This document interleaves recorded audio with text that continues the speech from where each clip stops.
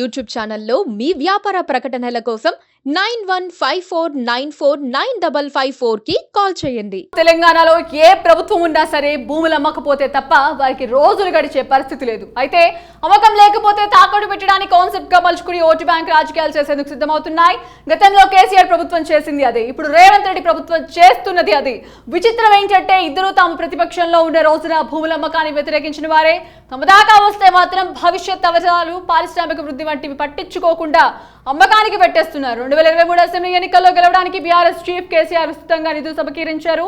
ఆయన ప్రధానంగా నిధులు సేకరించి భూముల వేలం ద్వారా కోకాపేటలో ఎకరం 100 కోట్లకు వేలం పాట పెట్టి అమ్మేశారు. నగరం నలువైపులా భూముల అమ్మకానికి ఏర్పాటు చేసుకున్నారు. వీలైనంత వరకు అమ్మారు. పథకాలు అమలు చేశారు, కానీ ఆయనకు ఫలితాలు అనుకూలంగా జరగలేదు. ఇక భూములు వేలం వేస్తున్నప్పుడల్లా పీసీసీ చీఫ్ హోదాలో రేవంత్ రెడ్డి తీవ్రమైన ఆరోపణలు చేసేవారు. కోర్టులో కేసులు కూడా వేశారు.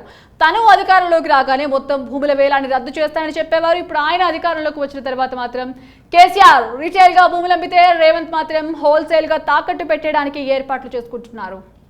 ఇక మొత్తానికి ఎన్నికల్లో ఇచ్చిన హామీలు అమలు చేయడానికి రేవంత్ రెడ్డికి మరో దారి కనిపించడం లేదు. ముఖ్యంగా రుణమాఫీ హామీని ఆగస్టు 15వ తేదీలోపు అమలు చేస్తామని ప్రకటించారు. కనీసం 30,000 కోట్ల రూపాయల నిధులు కావాలి.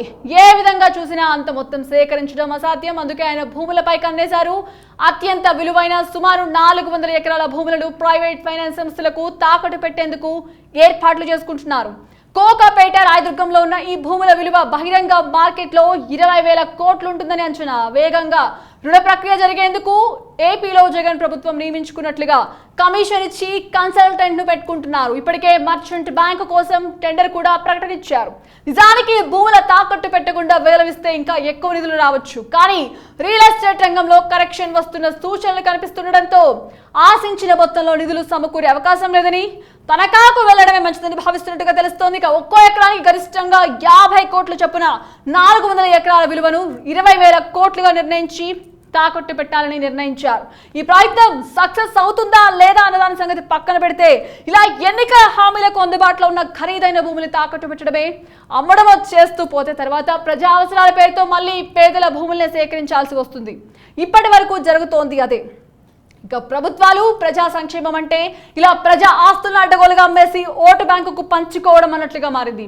అలాగే మారిన హామీలు ఇవ్వడం, వాటిని అధికారంలోకి వచ్చాక అమలు చేయడం, జాతి సంపదను తెగనమ్మడం వంటివి చేస్తున్నారు. ఫలితంగా సంపద సృష్టికి బదులు దోపిడీ జరుగుతోంది. హైదరాబాద్ కు తెలంగాణకు అతిపెద్ద ప్లస్ పాయింట్ ప్రభుత్వ భూములే. నిజాం పుణ్యమాని ఇలా 1000 ఎకరాల భూములు ప్రభుత్వానికి తగలపడ్డాయి. ఐటీ కారిడార్, రింగ్ రోడ్ కారణంగా అభివృద్ధి పరుగులు పెట్టడంతో వాటికి డిమాండ్ పెరుగుతోంది. ఇక ఈ డిమాండ్ ను సరైన రీతిలో ఉపయోగించుకుని ప్రజా జీవితాలు మెరుగుపడేలా చేయడానికి హైదరాబాద్ అభివృద్ధికి ఉపయోగించాలి. కానీ అమ్మేసుకుని రాజకీయం చేయడం మంచి పాలనకు సాక్ష్యం కాదు.